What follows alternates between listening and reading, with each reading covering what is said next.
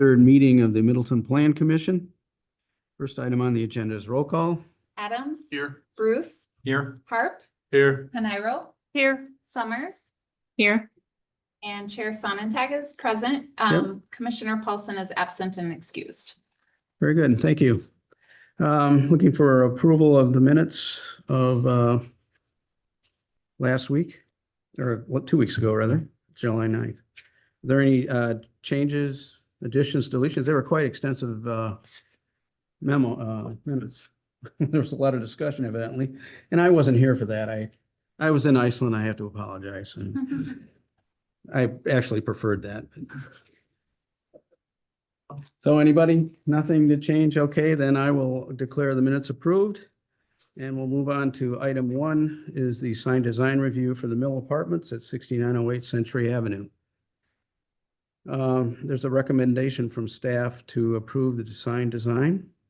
Any discussion, comments, motions? I'll make a motion to approve the sign as presented. Is there a second? Adams, a second. Is there any discussion? May I suggest that Yes. the language be to approve the sign design and placement? Sign design and Yeah. placement? Yeah. Is that okay? Absolutely. Okay. Other discussion? Hearing none, I'll call the question. All in favor? Aye. Aye, carried. Okay, item 2 is the certified survey map for Red Tail Ridge, Lot 3. Again, the recommendation was from staff is approval of CSM contingent upon resolution of staff comments. Any discussion? Comments? I had a question, and it's actually about stormwater retention ponds. In light of what happened in Sun Prairie, I think it was earlier this year with the 2 young children drowning in a pond like that. Do we have any additional safety requirements for developments that have ponds that are intended to be containing water all the time? How many retention? We have some retention ponds, but not many. Most of them are The ones at detention. Red Tail Ridge are full, like a lot. Are they? Yeah. I mean, it's been a rainy season, Right. rainier than usual, but I was just wondering, because of what happened in Sun Prairie, I didn't know if planning staff or. I'm not sure. I would rather check with Eric Sorensen, our stormwater engineer, and get back to you on that. I do know that when the city constructed the Lakeview Park pond near Sauk Trail on the path, it was built with a shelf.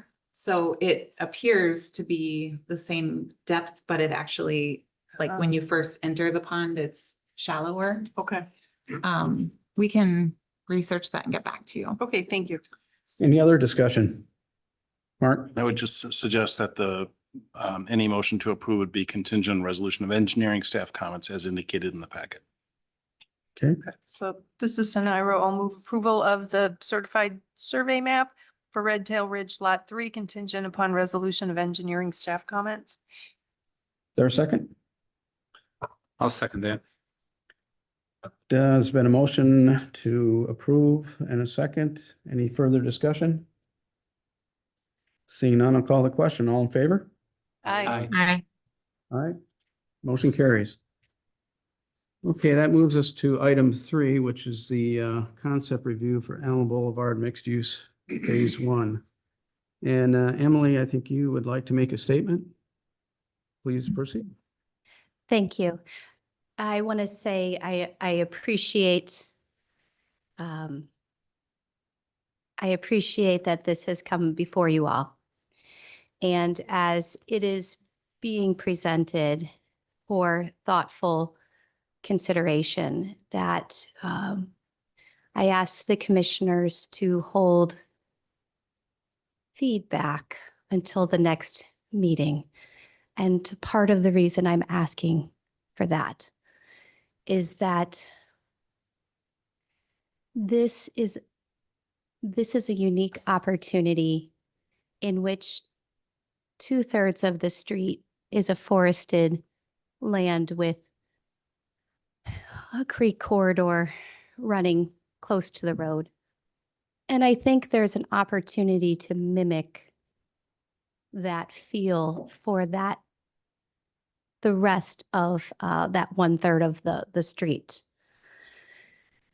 And I say that because what's in front of us may not be optimal for the community. And I think that taking a pause and looking at these 4 buildings and seeing if there's a better way forward. And I'm asking for the item to be deferred for 1 meeting. Okay. Any other discussion? Go ahead. I appreciate the mayor's concerns being expressed. I too was surprised to see the design, the revised design, considering that the area that we would be talking about tonight for phase 1 was originally intended to be a stormwater management feature. I wonder though, isn't the purpose of a concept review to give the applicant feedback on what we think about the concept? And might it be possible to have this discussion and give feedback like what the mayor just provided? So I guess my question would be, what will be different at our next plan commission meeting? Well, I think the recommendation as provided by staff was to provide feedback to the applicant. And there was no recommendation to necessarily approve the concept at this point. So I think to Emily's point, we can provide applicant feedback if you would like to provide some, and or anybody else on the committee. And then and we don't even have to defer it to the next meeting. It's just going to come up at the next meeting. So, And I will Yes. say, Alder Haniro, that's an excellent question as to what would be different. I will let you know that I have asked the Middleton Beach Road Association president to come to City Hall later in the week to provide some summarized thoughts on what would be a reasonable approach forward. I will tell you there is a lot of concern over this concept, much for what you were just saying, which is the stormwater feature originally was proposed in this area and would basically mimic the rest of the road. You know, it might be a fancier update or not so much, but have more trees.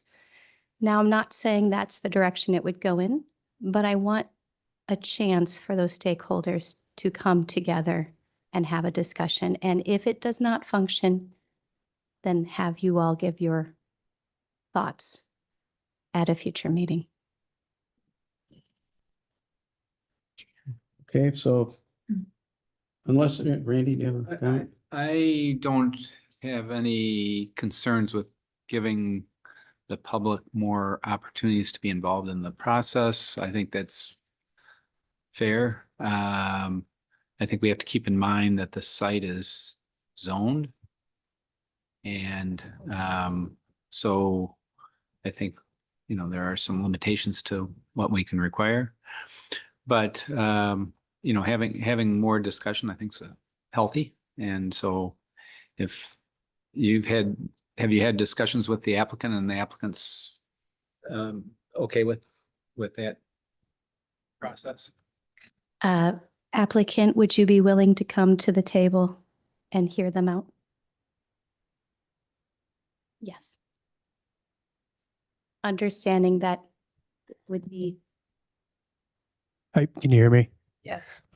Yeah, so we agreed that we would come to the table and meet with Middleton Beach Road residents, but we are here today to get your guys' feedback and would appreciate that feedback today. We've been waiting a year for zoning to get through. We've been patient on submitting plans. We've put a lot of thought into this, and we would love that feedback to come to this meeting with Middleton Beach Road residents and their team. So it's kind of where we stand on it.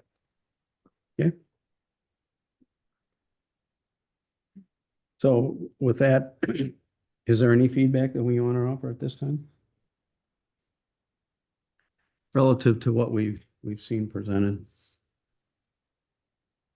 Well, I'll give a couple of comments, I guess. Like I said, I think it's healthy to have more discussion and have more input from the neighbors. I think that's going to result in a more successful plan and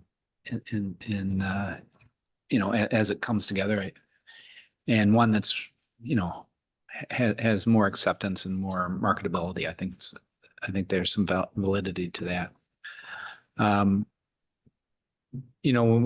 Just a couple of quick comments. The city has been looking for this missing middle housing and the opportunities for ownership in multifamily buildings. And I for one would love to see that. I think this particular site, the eastern third of the site presents some excellent opportunities for that. So I would certainly ask the applicant to consider that as a path forward. I'm also concerned about, although it's not part of the review today, the western portion of the site, the traffic circulation pattern, I think, needs to be thought through. So, and to the point, so that it may not have much impact on the future, on this C1 and C2 buildings or that portion of the site. But I'd like to see, as this thing flushes out, that we've got a traffic circulation and an access plan that, makes sense, and that'll have fewer traffic difficulties, so I'd like to see access coming off of Lakeview Boulevard, that location into the site. I'd like to get as much traffic off of Mendota Avenue as possible. And I think it's going to mean, a distribution of traffic and maybe the minimization of future improvements that it could be costly to the developer as well. So I'd like to see that as you move forward. That's all I've got for right now. Okay. Anybody else? Yeah. I have some questions for staff and then also some comments. So staff, would this be considered a development or a redevelopment? And I ask because it matters for stormwater purposes. This is established neighborhood, and that says the definition is already developed neighborhoods, but it doesn't mention if the parcel itself is developed or not. So do you know what this is? I would consider this new development. The reason why it's called established neighborhood in our comprehensive plan is because all lands in the city that have not been developed yet, I'll say most lands in the city that haven't been developed yet have the established neighborhood designation if they're east of the Beltline. West of the Beltline, there's still some undeveloped parcels that are in PUDs, but anything east of the Beltline where there's vacant lots, and especially this one being a 7-acre lot, the comprehensive plan envisioned either established neighborhood as a buffer to Middleton Beach Road for the eastern part of the parcel, and then the rest of it was mixed use avenue in the comprehensive plan, or avenue mixed use, excuse me. But I would consider it new development. It's clearly not a redevelopment site. Okay, thank you. And then on page 17, it talks about, because there would be more than one building on a single lot, the project will require the granting of a conditional use permit in addition to going through the site plan review and approval process. And I get that's one of the steps in our ordinance, but can the staff walk us through the reasoning behind that requirement? Because it seems that all of our bigger developments will be done in phases and have more than one building on a single lot. So why is this a conditional use permit in our ordinance? Why is that required?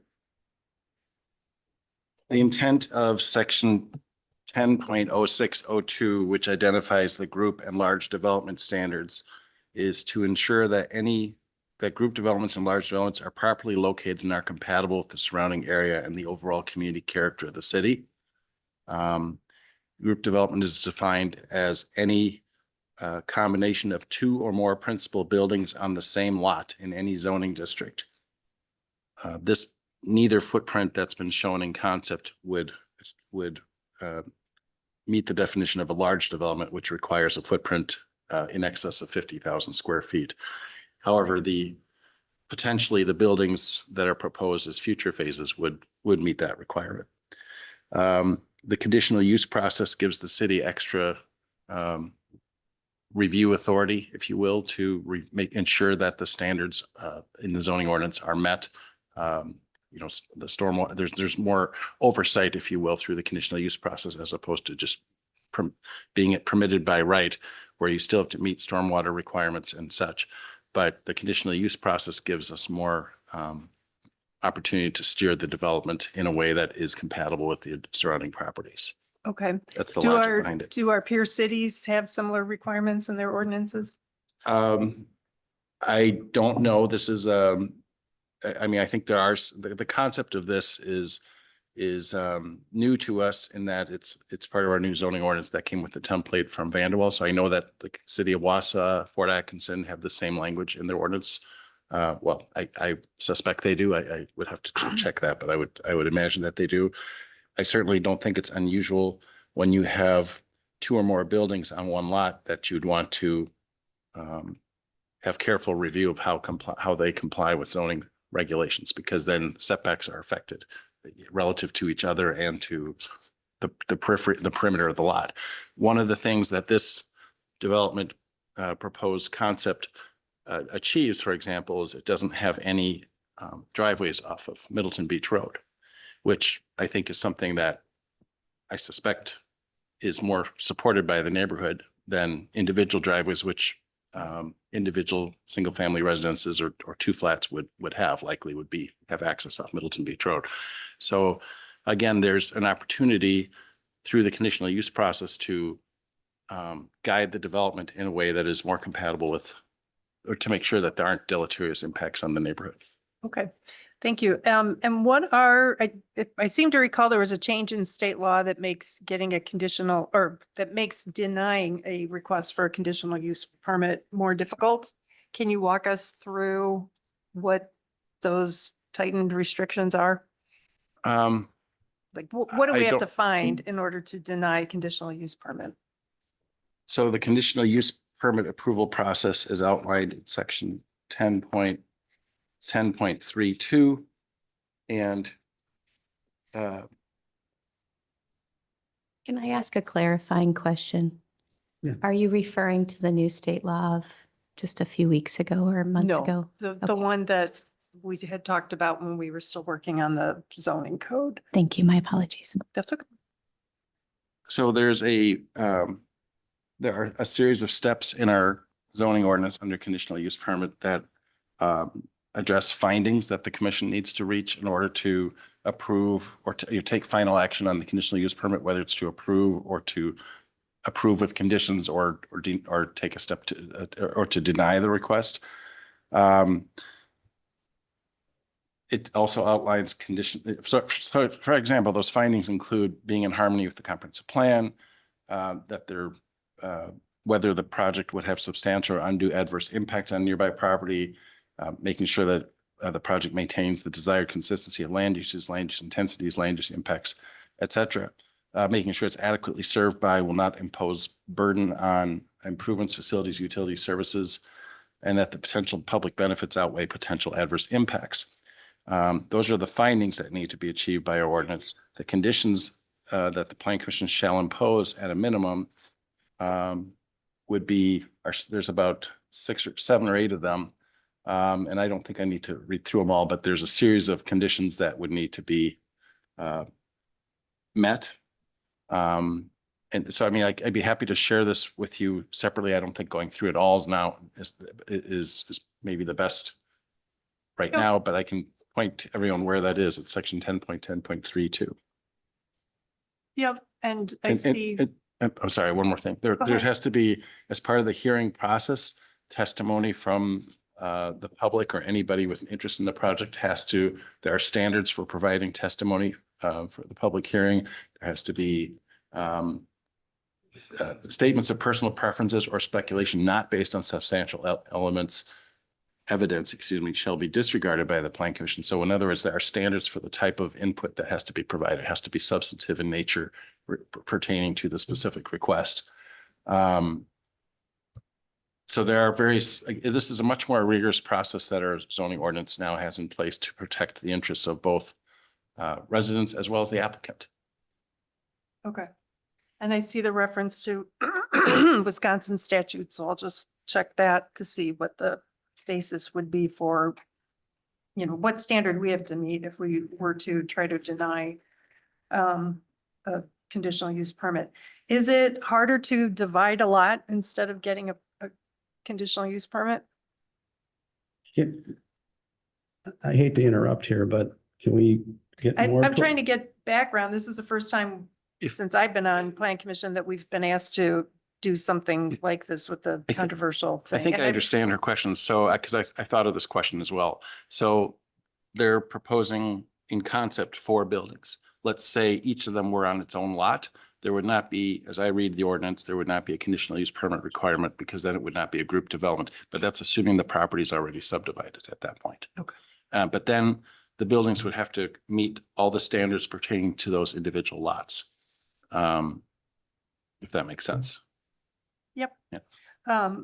Looking at page, But go ahead. I think, Lisa, you bring up a good point. I mean, the applicant could certainly look at this and subdivide the parcel, I would assume, before making any application and then move forward. So I think, we have to look at what's realistic and what's the best solution for the city, and not hang our hat on the conditional use standards necessarily as a way to, the way to control the development.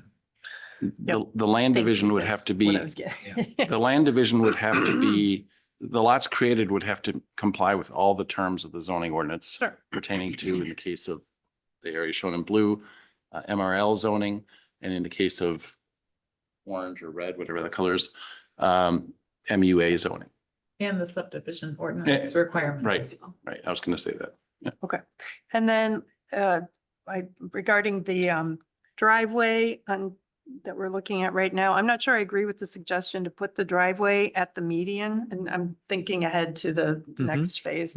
Why not have it be a right turn in and right turn out only? I recall the Lakeview Boulevard folks were a little concerned about having a lot of traffic coming down their street. So thinking about the notes, engineering notes, I'm wondering if would this be a requirement or is that just recommended? Are you saying right turn in to their driveway? Yeah, so people, if I think about people living in this building and going to the west or going to Madison, it seems like turning, they'd have to come off of Mendota. I assume there'll be a traffic light installed there to head into Madison, and then coming back, they could just turn right into the parking lot where it is planned right now for the next phase. Yeah. Instead of putting it, it just seems like a significant change. I don't want to say it's a significant change to a plan because there is no plan yet. But there should be a really, really good reason to tell the developer, design your buildings in such a way that it conveniently puts the driveway right across from Lakeview Boulevard, that median. That seems like a pretty significant restriction, given all the things that one might have to accommodate when trying to design a building for this particular site. So I guess what I'm going for is a little more flexibility in the placement of that driveway. And the reason I brought it up for a couple of reasons. I think, having a better traffic, having a better traffic pattern is gonna create just a better development. Having the ability to go both east or west from that from mid-block, will help, will help the, commercial uses that are gonna be, present there. And I think, I was actually thinking that if they had their access point at Lakeview Boulevard, they'd be distributing the traffic enough that they might not need the light at the intersection at Mendota and Hmm. I Allen do Boulevard. question though that during rush hour Yeah. on Allen Boulevard Yeah. in the morning and the afternoon, it's really hard to, like, if you are heading into Madison, trying to make a left-hand turn on Allen would be kind of A little tough. could be a little challenging depending on time of morning. As is crossing the street, Mhm. even with the blinking lights, because that doesn't deter cars, it doesn't stop them all. And then Mendota Avenue, I'm curious, Commissioner Bruce, why limit the traffic on this segment of Mendota Avenue since there are no houses On there. on this part, right? And for the developer, definitely, I think we should get rid of the parking spaces on both Middleton Beach Road and Mendota Avenue. I don't know why those are there. They seem to just add a lot of impervious surfaces. I'm sure when it was used for soccer, it was important to have that, but. Yeah, well, I would agree with you. I mean, let's take Mendota Avenue and Middleton Beach Road and make them more pedestrian friendly roads with a sidewalk and a street terrace and street trees and so forth. I think that ought to happen. It looks like, to me, it looks like Middleton Beach Road's right away, at least in this graphic, appears to be pinched down at the southern portion of that of the site, and that there might need to be some additional, I would suggest some right-of-way dedication be given so that we had a consistent right-of-way width along Middleton Beach Road and could place the sidewalk in the right-of-way, as it should be, rather than treating it as an easement. I was honestly, the reason I wanted to improve the access off of Allen Boulevard and align it with Lakeview Boulevard was to reduce the amount of traffic that Mendota Avenue would take. And it's a nod to the rest of the neighbors in the area. If we can help limit some of the traffic there and put it directly onto Allen Boulevard, I think it helps, the development, integrate into the neighborhood better. And on the east side, the east portion, east of Allen? That's the part you want to limit traffic on? Or the whole? Because I could see wanting Yes. to limit it for the neighbors who live to the west, but again, since Middleton Beach Road does not have an exit point to Lake Street, it seems to me that Mendota is, it's a road that maybe is underutilized just by Middleton Beach Road residents, and so having the ability to exit the complex and then wait at the light on Mendota, because honestly, if there isn't traffic coming out of this building on Mendota Avenue, that would limit the reasons for getting a traffic light installed at this intersection, and I think we need. Look at it this way. Okay, so look at, we want to have commercial uses in the first floor of those buildings, right? So if you're coming from the east or the north, you'd either have to turn onto Mendota Avenue, loop around the back, get up to the front and park there. Or you'd take a U-turn at the Lakeview Boulevard median. If you're exiting and you want to go back towards Madison, you're really forced to go back deeper into the site towards the east, take the road or driveway that's between building C1 and A up to Mendota Avenue and back. Having an access point that aligns with Lakeview Boulevard, I think just makes a lot of sense in terms of having a viable commercial access point. I see your point, but I go to Sequoia Commons quite a bit and I do exactly what you described. I come down Midvale Boulevard, I go to the light, take a left, take another left into the parking lot. And that's how I exit as well, even though I could just turn across because I prefer to turn with a light, but that's just me. Can I interrupt? Aaron, do you have a comment? Sure, yeah, just a couple of quick comments, knowing that this plan could completely change after neighborhood input again, but feeling that we owe it to the applicant to give them some feedback since they've been waiting so long and making so many changes. I will note, I appreciate the transition that they've made here from the former plan. I think that they were probably reacting to a lot of the neighborhood comments about the jarring transition from single family 1 to 2 story up to what was originally proposed of, 6, 7 stories. So I think that the effort being made here for 3-story transition from the existing neighborhood is a good one.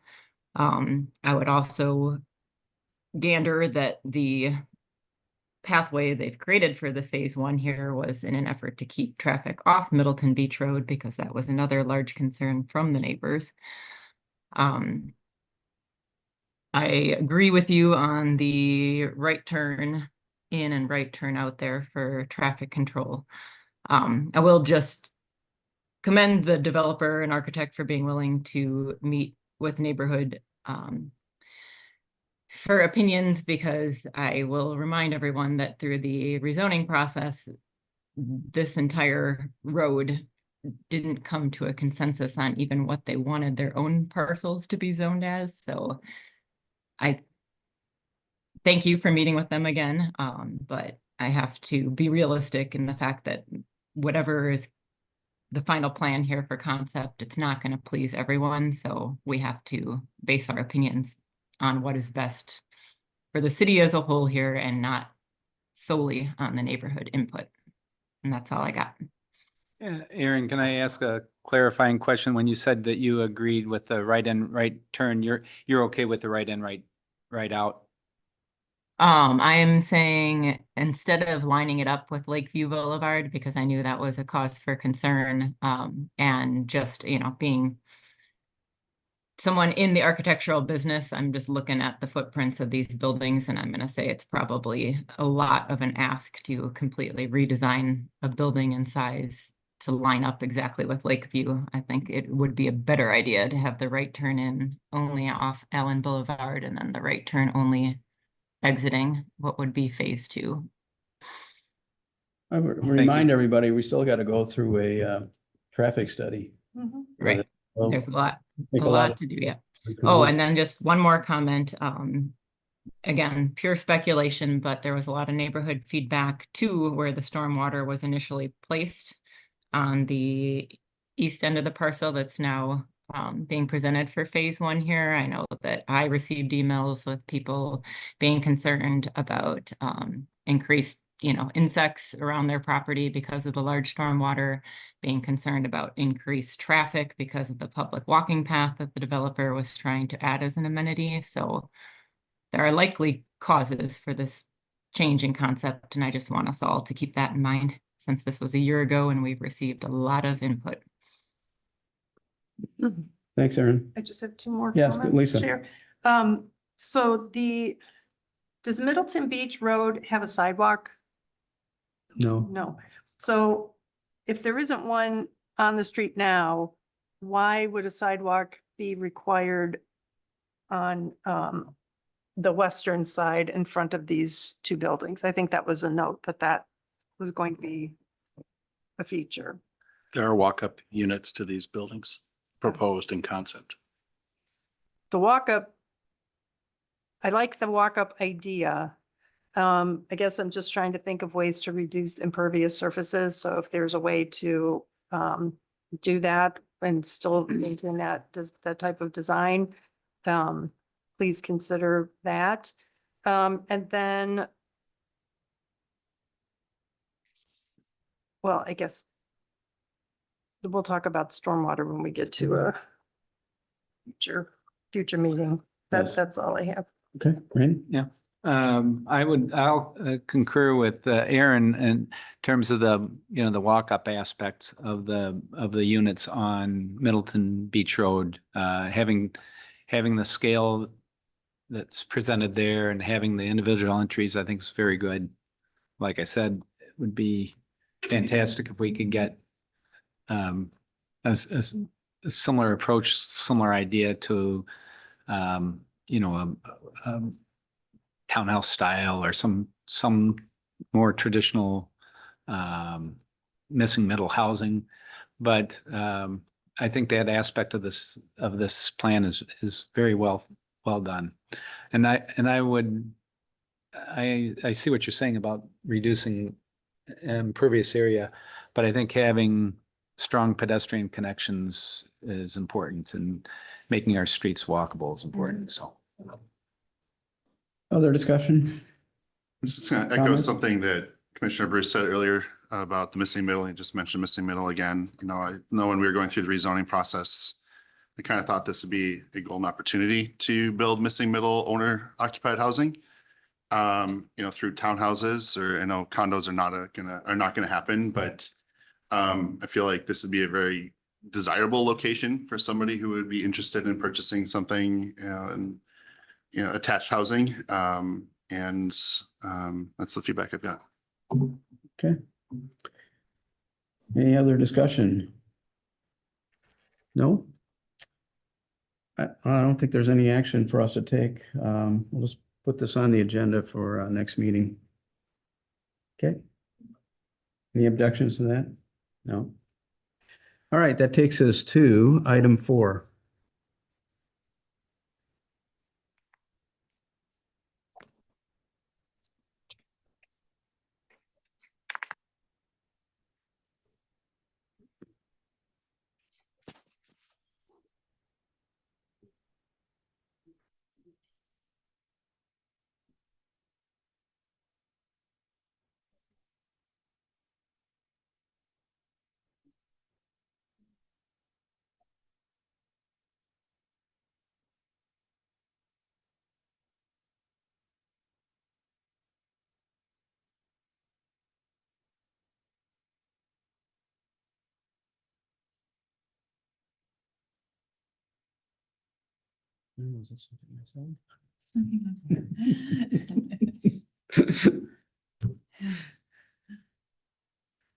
Okay, just thought I'd wait for everybody to clear.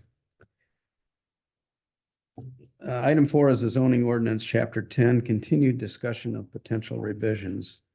I assume you have something, Mark, that you want to start with? I have the memo that was in your packet. I don't have anything to add. Well, I have the memo from July 3rd. You also have the analysis from Wisconsin Housing Alliance.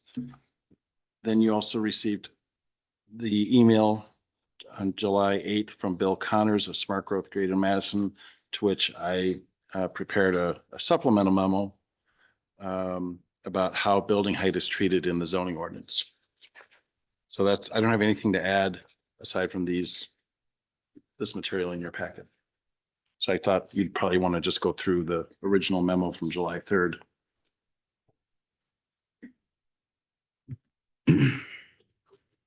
Would you like to start at the beginning under definitions? You want to click? Sure. So the first one is very straightforward, adding a definition of a freestanding deck. I can't remember if this was Alder Haniro, but I know somebody had asked a question at one point, and that led to some discussion and some additional language being suggested here. Is there any feedback regarding what we're proposing to change in the definition of deck? And it was pretty straightforward, I thought. Okay, thank you. We also are adding a definition of established grade and in relation to building height. So these next two go together. I had looked for various definitions in other ordinances. Especially liked this one from Downers Grove, Illinois. Some communities use the finished grade when it is lower than the established grade, but that seems overly restrictive, I felt. So I'm proposing the language in red on the screen. And this then will lead into the building height discussion. Mark, I just would say, you know, I've used lots of different zoning codes. The language you've got here makes sense and seems reasonably fair. And I know that we've gotten some feedback from some of the development community that wants to challenge this, but I think it's a very fair interpretation. So you went from reasonably to very fair. I'll take very fair for the notes.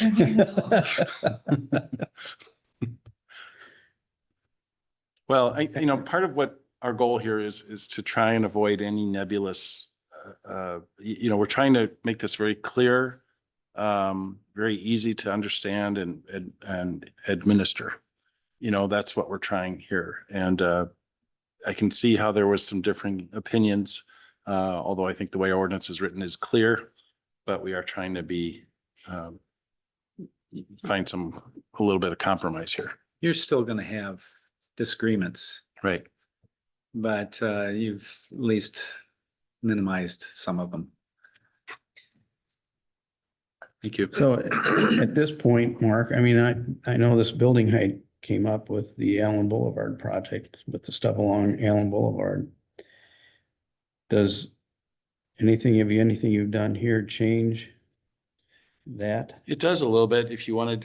I mean, I don't really wish to discuss it in the context of that specific project since we are talking more generally now, but using that or any other project where there's some topography involved, it allows with this new building height definition, it allows for some stepping down of elevations. So instead of just, the way the code is written right now, it's strictly in relation to the facade on every side of the building, regardless of where on the facade it's measured. Right. So this at least introduces the concept of averaging elevations at major corners. And if a building, let's use University Avenue, let's use the Castle Rock site as an example, since that has its approvals. The north side of that building drops down significantly. If that had been a larger parcel, let's say a 7-acre parcel, well, I mean, then we would have had the provision, the ability to have some step downs, and instead of just having this onerous with averaging, instead of allowing no point of the building to be greater than 5 stories or 60 feet. So I think it actually provides a bit more flexibility, recognizing that no site is perfectly flat and that there needs to be flexibility to have better design. I'll leave it at that. Can you tell us did you look at the Castle Rock project after getting this memo from Bill Connors and calculate what the building height is? I didn't specifically do that for the Castle Rock project, but I did look at it. It was very close to meeting the definition. It probably would have been a couple feet higher. But that doesn't mean they couldn't have met it. I did not specifically, but under the current code, the Castle Rock project would not have been allowed as designed under the way it's currently written, but under this new. Wait, is that a 4-story or 5-story building? Then I can't. It's it's right here. I'm sorry. It's 6 because. you It's can 6 in see the back, 6 right? exposed. So that would not have been allowed. But under this revised definition, that actually would make that more allowable. But possibly not allowed in this specific case. But And it's that's closer. right, but Yeah. A miss is as good as a mile, right? So I guess I totally get that the way our ordinance is currently written, the interpretation that you're giving it is a fair one. That is how it's written. my question is that how it should be written? I think I'm maybe a little more persuaded that the front is the more important, the most important place for establishing building height. I'm thinking about some of the condo buildings that are on the west side of Allen Boulevard, where as you're driving south, you can see they have 1 story more than they do in the front. I don't see a problem with that. And I wonder, is Mr. Connors correct in pointing out that this could lead to lower heights than what we are aiming for in terms of, we want more density. Are we unintentionally limiting that by asking developers to count the 4 corners instead of the front lot line as the point from which they should be measuring building height? I agree that there's the code as written. The way that we've been asked to interpret the code would be, the effect of that would be to allow 6 or possibly 7-story high buildings, depending on how steep the slope descends in the back. Where you could have 6 to 7 stories viewed from the bottom of the hill, using University Avenue as an example again. I agree that the code as written restricts that, but I would also note that the new zoning map allows much greater density throughout the city along these corridors than what was previously allowed, which was 3 stories. So I think it's not accurate to say that we're not achieving greater density with the new zoning code. We could achieve even greater density if the code were written only so that it was in relation to the front of the property. So I understand the distinction you're making, but I think I don't want it to be conveyed that we have taken a step back in terms of not allowing greater Oh, no, density. that's I just not want to at make all. that clear for the record Yep. that, And I would, I mean, what's got me thinking this way, Alder Hanero, is, we've made, like Mark said, we've made huge gains in terms of density and building heights, properly so, I think. But we have to think about also how these buildings integrate into their neighbors and what happens on the backs of these buildings where they're abutting sometimes, much lower densities, and what people's expectations are when they see building limited to 5 stories in height, say, but then are presented with 6 or even more. I think it's that could still happen, but it would depend on how, the topography worked in the site. But I think we do need these buildings to fairly represent the heights that are in our comprehensive plan and our zoning ordinance. And I think measuring the 4 corners does that. I think it's a fair interpretation. Okay. let's use South Avenue as an example. So Terrace Avenue, South Avenue, there's a lot of lots there there's a couple vacant, at least one vacant lot. Let's say someone redevelops on South Avenue on top of Parmenter Hill, and they wanted to have a 3-story building, but it drops off so steeply, they could have essentially a 5-story building on the backside. To Commissioner Bruce's point, that the people at the bottom of the hill then would be looking at a much more imposing building. And the harm in that is? It changes significantly the character of what the neighborhood is today.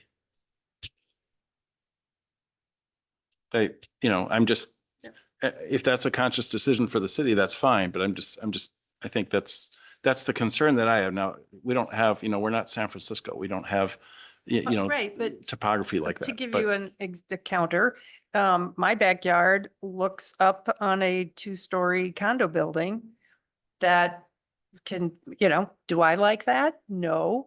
But I bought my house anyway. My neighbors in the area used to look up at a forested ridge. And then this building, was allowed to take place. So I guess what I'm thinking is, are we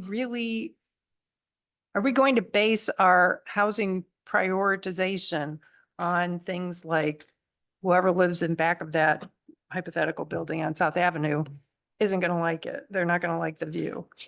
I just don't see how that can, I don't see that as a legitimate reason to shape policy. The conflicting uses or incompatible uses, I get it. But, you know, what's to stop someone from putting up like their Packer green and gold house? Right? And a neighbor might find that distasteful, but that's, We've got a few of those in the city. yeah. We get those phone calls We occasionally. had one in Sheboygan that was for the Broncos. So there you go. Packers would get I'm in. not necessarily thinking of green and gold. I'm thinking of all the Oh. other colors. At least it wasn't the Bears. I don't have a strong preference if we change our ordinance to allow to have it relate just to the front. That's how it used to read. I don't really have a preference either way. I'm just cautioning that that's the effect. And, you know, if that's how you'd like me to do that, that's fine. But under the current ordinance, I had to interpret, as I Sure. think you No, already and you acknowledged. did the right thing. Yeah. You did the right thing. Yeah. I just wonder. I can- think there's differing viewpoints. Yes, Obviously, there's differing viewpoints. And I just want to make the case that I think from the public's perspective, when they look at our zoning maps and they look at our comprehensive plan, they look at heights, they're not as familiar with this as everybody else. And I think for them, I think it's very reasonable for them to expect a building height to be within reasonable height of what's shown in our maps, and Sure. not to have an extra floor or 2 floors potentially. I don't know where that would happen, but you know, and so that's why I feel fairly strongly about it. Mhm. Although we do add an extra floor or two if they make it a net zero building. Yep. And put in affordable housing. Can we, we'll come back to this again at a future meeting. Is it possible to get some calculations for a couple of the buildings that we've talked about, like the Castle Rock, just to get a sense, like would Stagecoach Trail Apartments not have been considered 3 stories? Given its I design? thought of that one too. I don't remember if that was in Mr. Connor's It is. analysis, but Yes. that obviously has a very visible exposed lower level on the east side. Right, so what would that be considered? And I don't think Beaver Brook or whatever it is called now was one, but yeah, Castle Rock and Stagecoach Trail would be good ones. I would also add that our buildings, sometimes when you have an exposed lower level like that, it actually detracts from the aesthetics of the building too, if it's not properly designed or screened, if there's no windows, if it's parking, for example. So in some ways, we don't necessarily want to encourage that from a design standpoint to have that exposed lower level. I mean, that's something else to consider. I'm happy to do some calculations. We can do that. You know, the other arrow, there's the way the code is proposed here where you can step down. You can get quite a bit of height as long as the building then would step down at a certain point. You may not be able to get, for instance, 5-story, the same rooftop level all the way across a very large building, but assuming that you would mitigate the height some by stepping it down at the back, you might lose a little bit of density, but you're then integrating into the neighborhood and presenting a facade that is more representative of what the zoning map would indicate. So I think, you know, and doing steps and building heights it's not a difficult or necessarily, you know, expensive item to do. It's done all the time. Yeah.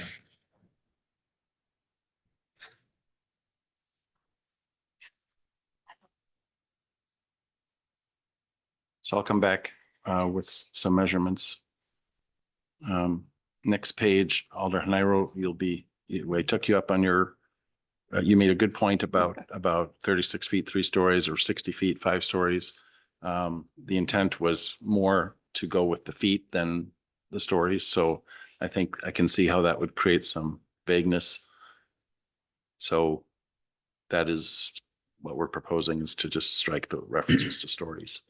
I think that's a great idea. Thank you for incorporating it. I would suggest somewhere in the revised zoning code to have a table indicating like 36 feet would typically be 3 stories, so that people will be able to, lay people will be able to make that connection. I did get a question from, I think it was Commissioner Paulson, prior to when this was going to be discussed at the last meeting. I think he pointed out that there was some references to stories later in the ordinance that we would have to tinker with, where the bonus story comes in. So obviously, this is just to show you what our direction is, and we'll make sure everything's internally consistent. Can we move on from building height? Yes. Our stormwater engineer recommended that this language in section 10.0303 be applicable to all land uses. So that was language that he proposed. And this was specifically related to like grading. So if, you know, someone built a new house next to an existing house and they, you know, filled their lot and then like graded it, it would just be to make sure that like the water flow, you know, flowed between the buildings the same as it did before. So something like that. We've been dealing with a lot of these issues this summer with all the rain. We've been getting a lot of calls about, you know, there's a lot of water, it's all coming from my neighbor, you know, all of this. So just making sure that, you know, the lots are graded properly in between. So this would be a new section 15? The part in red is new. Okay, which, this is 10.0303. Parentheses 15. 10. Can we see it in the code itself?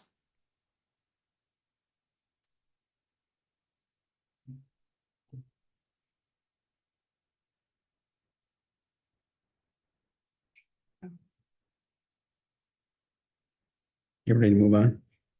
The single family and 2-family dwelling units are required to comply with only section 10.10.43. What does that say?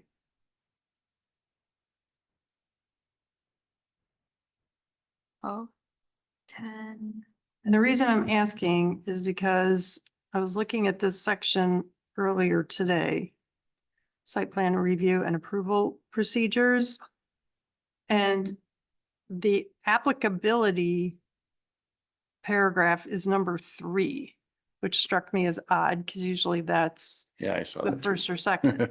And so I was looking at the site restrictions. Let me find my notes. If site plan review and approval isn't required for single or 2-family, then why is there a section in here that does? Do you know what I mean? Like, it seems that 10.10.43 should start with the applicability or the purpose section and then go straight to applicability. And if there are site restrictions that apply to single and 2-family homes or any property that doesn't require site plan review and approval, that should be pulled out, I think, and put in a different section. Otherwise, we're burying something in a section that really doesn't apply to them, but there is 1 or 2 paragraphs in there that does. So I just want to flag that.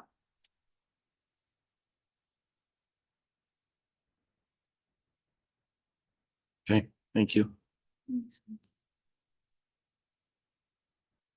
We'll look at that further. So, Thank you. I mean, now, you know, now that the dust has settled on what we adopted, and when I was working with the code, there was a lot of marked up text, and, you know, it was very hard to sometimes see it all. And now that the dust has settled, we can, you know, I can start seeing that there's sometimes inconsistencies in formatting and stuff. And you know, some of that stuff that doesn't change substance, I have made some very minor changes that that according to what I've talked about with Matt Fleming, you know, we can make some, if there's an extra S or something like that, we don't have to fix some of that stuff. But, I mean, we don't have to, call attention to that Mark, change. Yeah, you don't ever have to explain right. or apologize Right. or anything. Because we used to say, like, throughout this whole process of getting it approved or writing it and getting it Yeah. approved, we always said, We're going to make some we're changes. going to be making changes because we're going to find things, and this is the normal process. Yeah. Well, I appreciate that.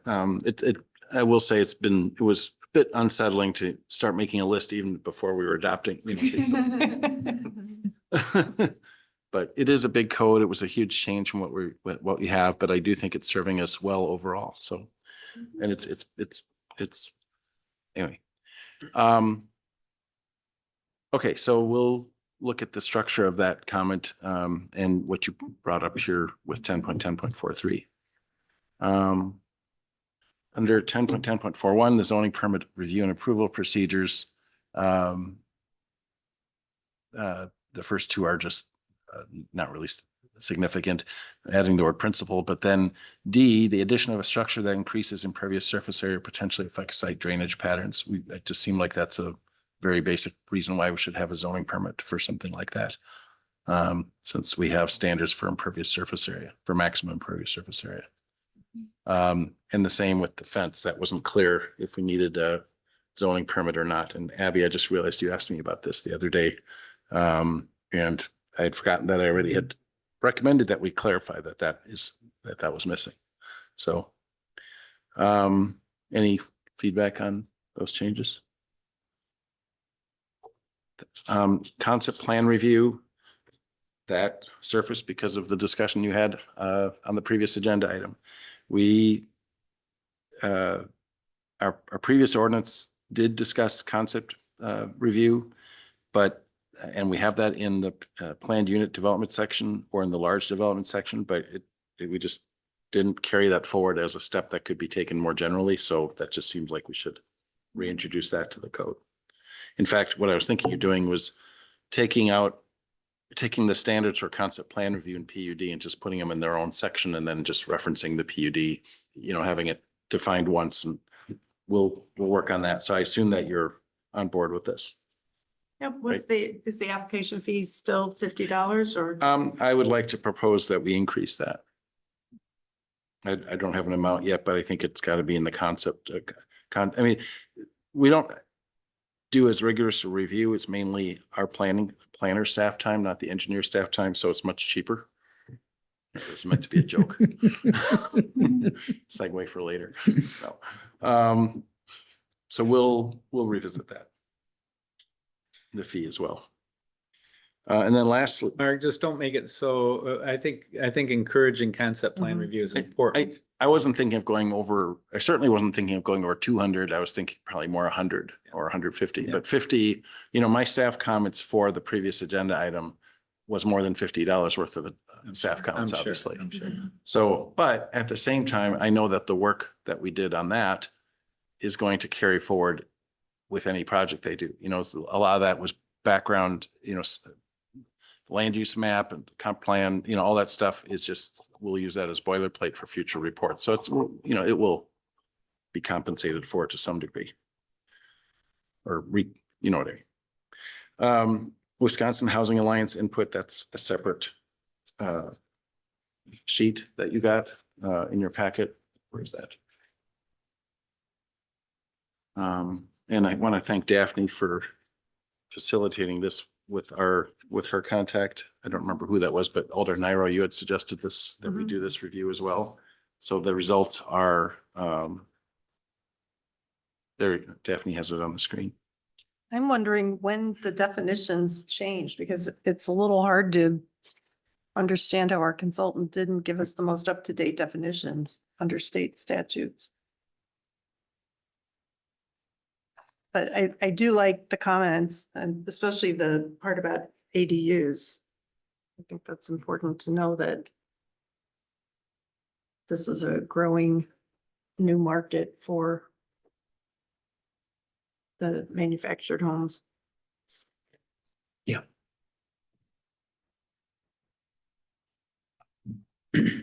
I don't know when the definitions changed. I don't have the answer to that, but I did provide our consultant with this so that they could update their template.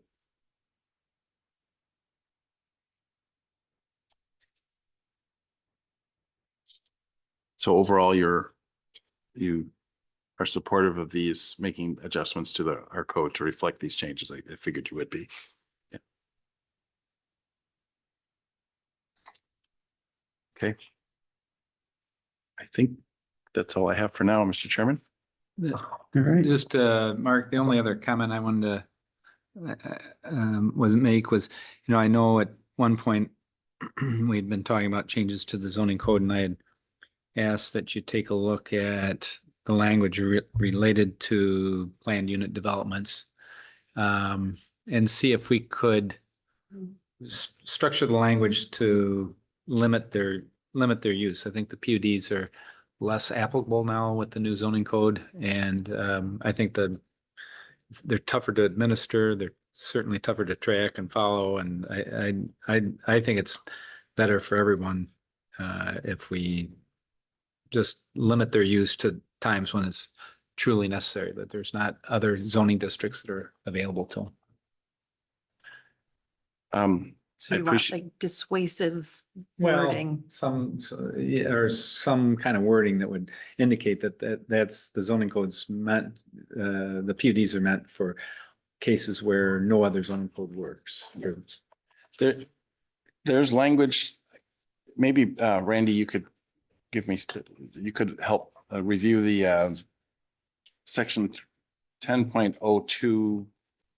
Early on, there's two sections where PUDs are addressed in Yeah. the code. Yeah. And I do find that there is some language that is just trying to emphasize that this is only for special circumstances. But I think what you're saying is just drive that point home, make it more clear. There are some other changes to PUDs that I'm going to be proposing my next memo. The standards we have for GIP versus GDP versus SIP review needs to be restructured a bit. Yeah. So I was going to come back with that discussion. Fine. And I'm happy to take a look at that, and Yeah, offer it's right there on the suggestions. screen is that's where you could, I mean, we don't have to discuss it now, but I appreciate you bringing it up as a concern. Yeah. Is that all you have, Mark? Yep. Anything else people want to discuss? Okay. That wraps up item 4. And then on to item 5 is the preliminary 2025 budget discussion. Need for additional staffing for planning and community development department. Everybody get out your red pens? Yes, exactly. Yeah, so our finance department and finance committee has kicked off the 2025 budget process. And our staff is compiling our capital and operating budget requests, which will be on the next plan commission agenda for your consideration. But personnel requests have an earlier deadline of August 8th. And so I wanted to just share a broad discussion. I don't really have the exact solution to the issue that we're facing. And I know that the city is very constrained with our operating budget, but I do feel that it's my role to present the challenges that we have with staffing resources that we have available and the responsibilities that we have within our department. We, in the way that I look at it, we have 4.5 positions that are funded in our department. But of those, 1.5 are dedicated to program areas that weren't in our department's responsibility in 2007. And today is actually my 17-year anniversary with the city, and I didn't even realize it until like about an hour ago as I was preparing my remarks. So 17 years ago was the last time that we had a new position created, because when I came to the city, I was the third person in the department. And there were two other staff members at that time. We've since added 1.5 positions, but one was dedicated to sustainability, which was not a focus area when I came in 2007. It was a new committee that was being formed under former mayor Kurt Sonnentag actually in 2008. And then the other half-time position that we have funded that has been very difficult to fill through hiring a city staff person. We actually have a consultant who's playing that role right now, is for downtown events specific to the Stonehorse Green green space, which was established in 2022. So I've outlined in the memo the major responsibilities as well as some specific goals that we have that we want to complete in 2024. I also just wanted to share some of the ways that we have tried to make our operations more efficient. We're having fewer meetings at the direction of the city council. We've worked with our committees to move away from having a required monthly meeting for some of the committees that our department staffs, and that has been helpful. We also are fielding fewer applications and rezoning applications in particular. That involves a lot of staff time because we hear from not just like in the case of some neighborhoods, we have a representative that we work with, but in almost all cases, we are doing a lot of one-on-one, hands-on with individual residents, and that does take a lot of time. And then also we're spending less time at the zoning counter because almost all of our applications now are coming in online. And Daphne is our primary point person for issuing zoning permits.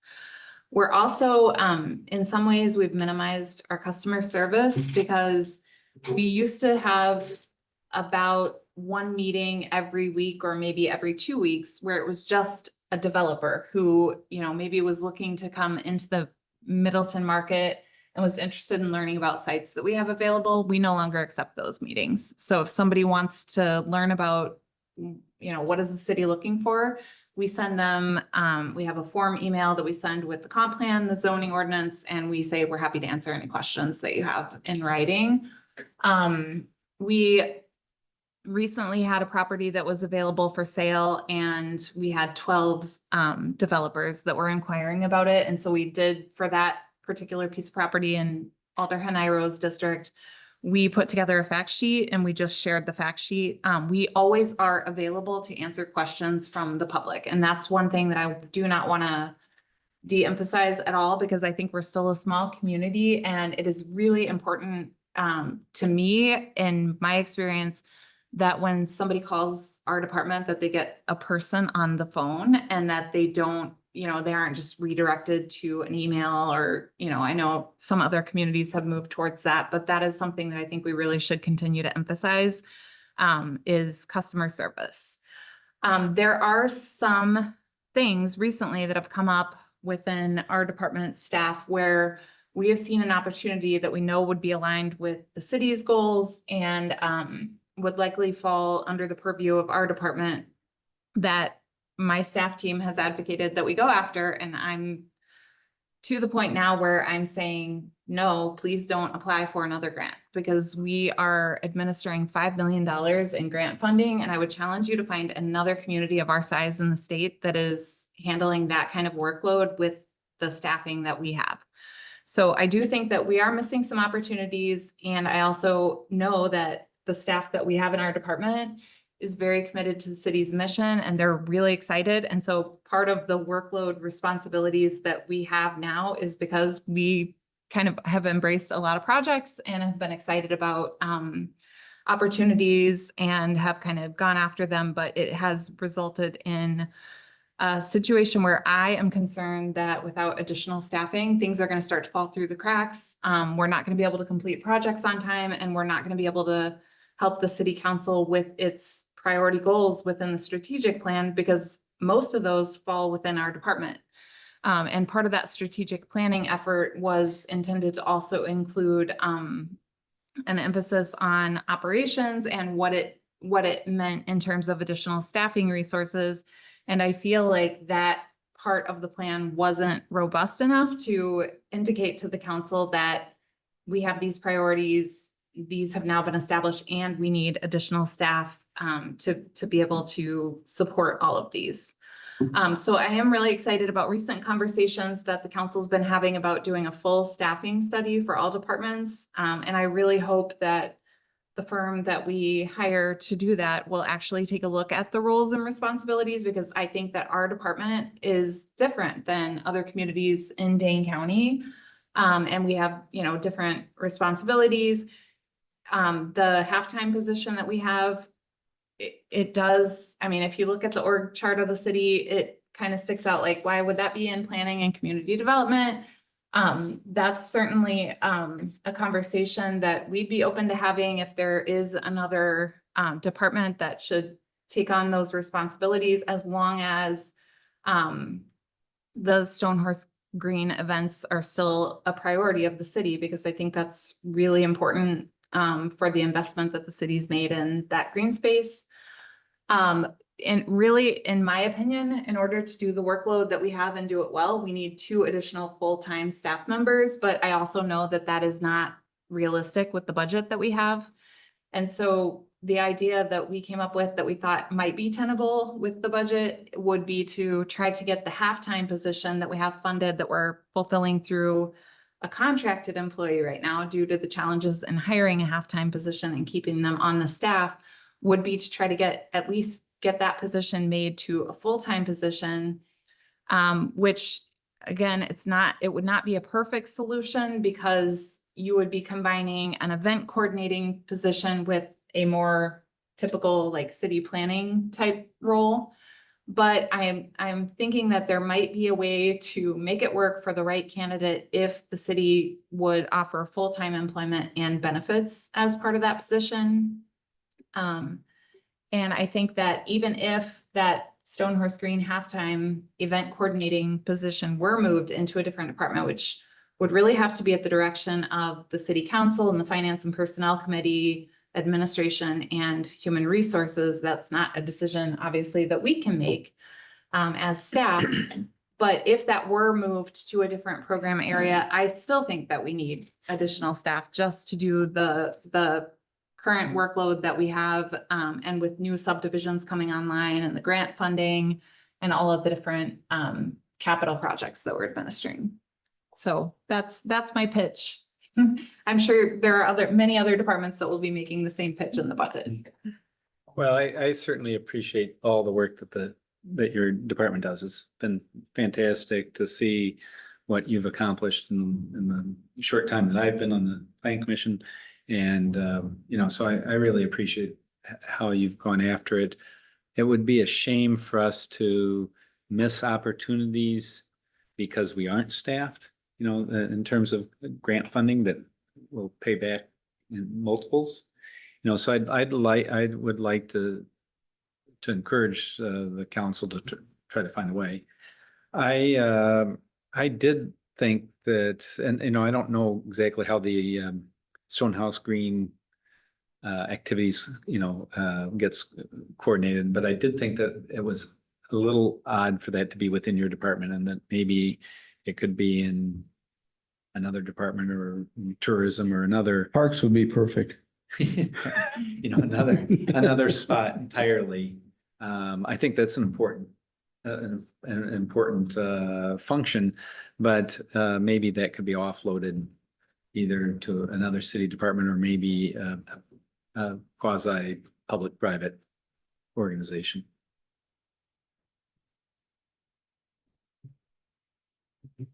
So what are you proposing for positions? I'm proposing at a minimum an additional halftime to make the existing halftime position full-time. I would also be open to and supportive of, you know, looking at where that program function should fall within the city structure. But even if that halftime were moved to another area, it still does not solve our staffing problem. I think even if that change were made, we still need an additional staff member. So are you putting that in your budget request? I would like to do that, and I have not yet worked with our human resources manager to cost out the position, figure out where within the city structure it would fall. I probably will need to write a full job description. But yeah, that's my pitch. So 1.5 people, 1.5 positions. Or, well, it would either be a halftime to make the current halftime full plus Right. benefits. Right. Or if the halftime were moved to a different department, then it would be one new full-time staff person, So either 1.5 or 1. either one or a half. Yeah. Yeah. Have you thought about having, sharing a halftime position with like the finance department, somebody who could be a grants manager and coordinator and also assist the finance department with some of their tasks? Because I know the finance department is tiny compared to other municipalities. I know that they are also short of staff. I haven't considered combining those two specifically, but I did talk with our entire team about the idea of a position that would be more focused specifically on grants. And the four of us all have quite a bit of experience in grant writing. And the concern that we would have is writing the grant proposal is probably still going to fall on the person who has the most expertise in that area. And then we aren't entirely convinced that someone else would be able to administer the grant without still quite a bit of support from the person who understands the program area. So like, just as an example, some of the projects that our sustainability coordinator is managing right now are highly technical. Like she's working on a project to add battery storage capability to the police department. She is the person within the city structure that has the most knowledge. And so just to hand that off, it would, in order to fully hand that role off, that person that's managing the grant would probably also need to be the liaison with the consultant who's doing the engineering work. And it just doesn't seem like it would work that well. Maybe I'm wrong. I'm sure there are other communities who have figured that out, but our concern was even if we had somebody that was more dedicated to grant writing and administration, a lot of the workload is still going to fall on the person whose focus area it Yep, is. and I get that. I used to do a lot of grant work in my career.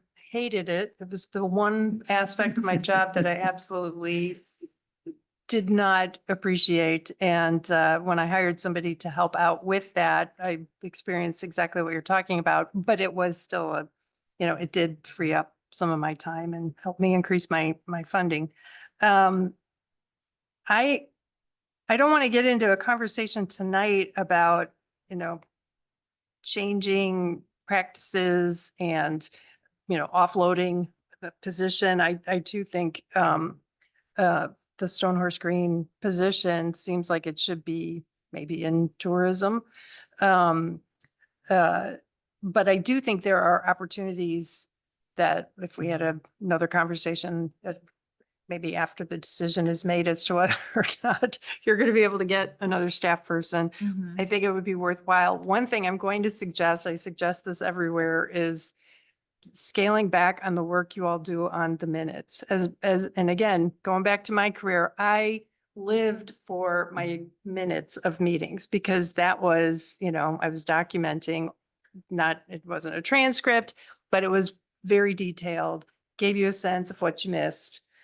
We have video now though. And so that sense of what you missed, we don't need the staff to expend a lot of time and I know how much time it takes because I used to do this. Yep.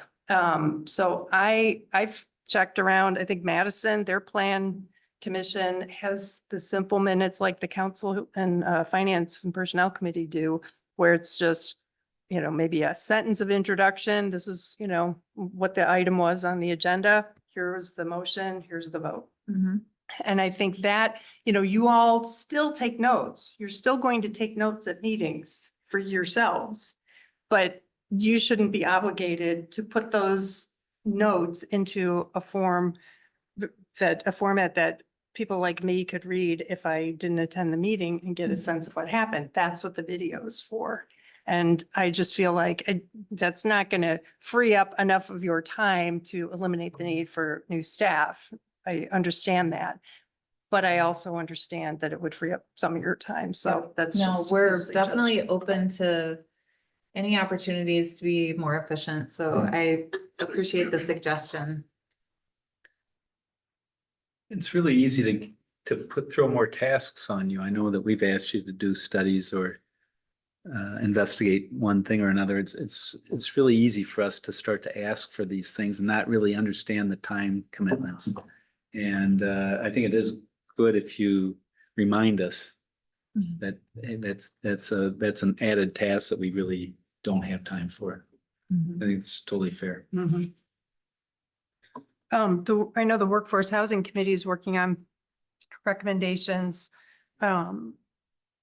for how to use our TID 3 closure affordable housing increment. And I think one of the recommendations we might make is that the CDA take over housing as a function, which they're authorized, they can be authorized to do. If that does happen, it would use some of the funding that comes from that. I mean, we could only do it if we had additional funding to pay for a staff person. We recognize that that would not add to the burden that the three of you and Kelly have. Right, and I mean, maybe there's an opportunity to transition. I'm just gonna throw this out as an idea. Maybe there's an opportunity if we only have enough funding to make this halftime position a full-time. Maybe we could do that with the 2-year goal being to move the halftime programming function to another department. And then get the other halftime funded within our department. And that would be a natural time to kind of reformat the CDA. And I have other members on the CDA who are very interested in this as well.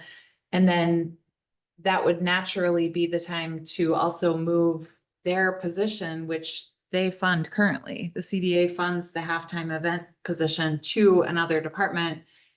And it would be like a fresh start for the CDA where they would refocus instead of looking at like downtown improvements, event funding, they would, start to kind of look at the statutory guidelines around housing, but also the city's redevelopment district. So that could be like a natural time to transition it.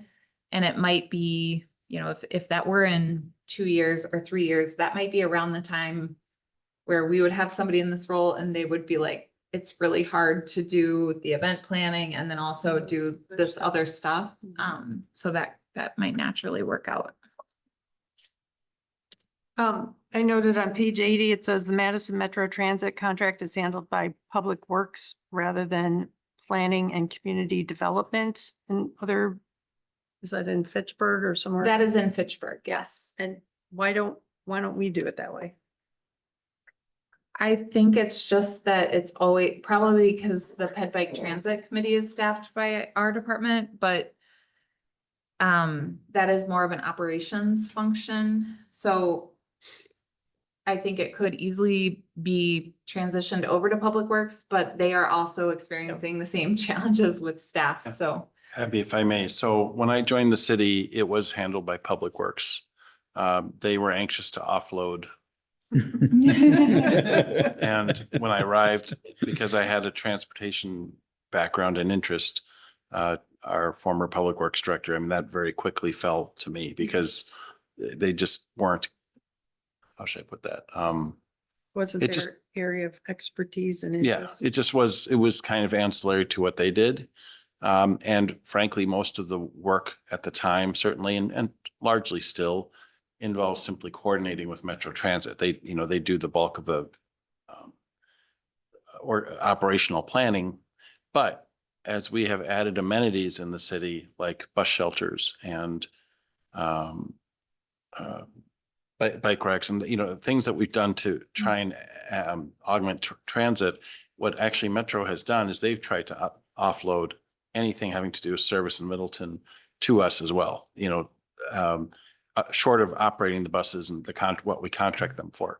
So what's happened in the last couple of years, we have shifted to receiving direct funding from the state.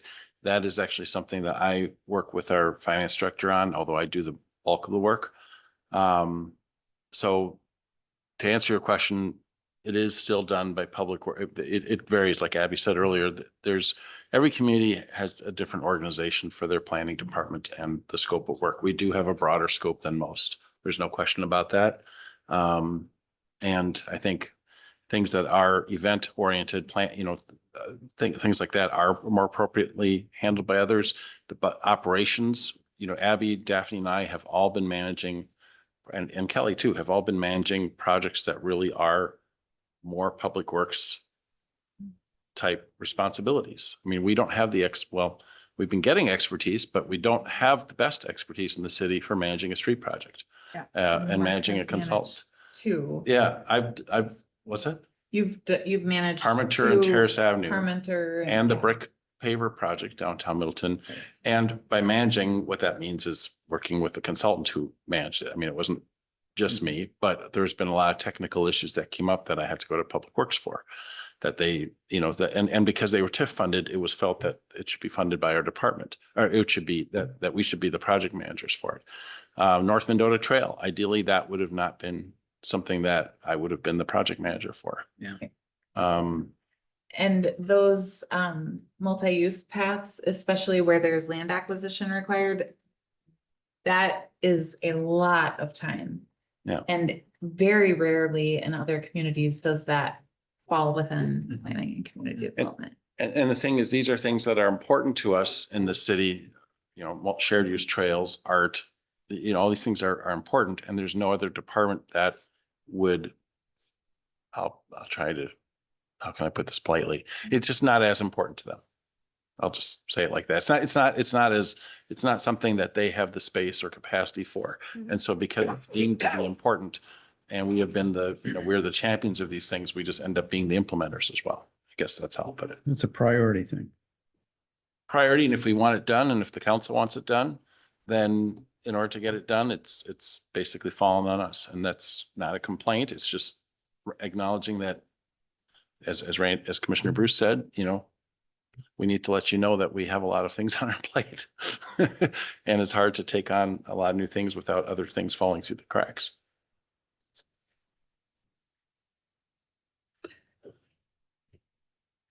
Okay, is there any other discussion on planning, staffing? I don't No? have anything else. Okay, Do you need a motion from? If you feel comfortable making one, if you don't, then I will just plan to work with HR and submit the request. yeah, I don't think we need a motion. With that, I will adjourn our meeting. Thank you. Thank you for all Thank you. coming. Thanks, Bye, Aaron. You probably had Hi, cookies there, Erin. didn't you?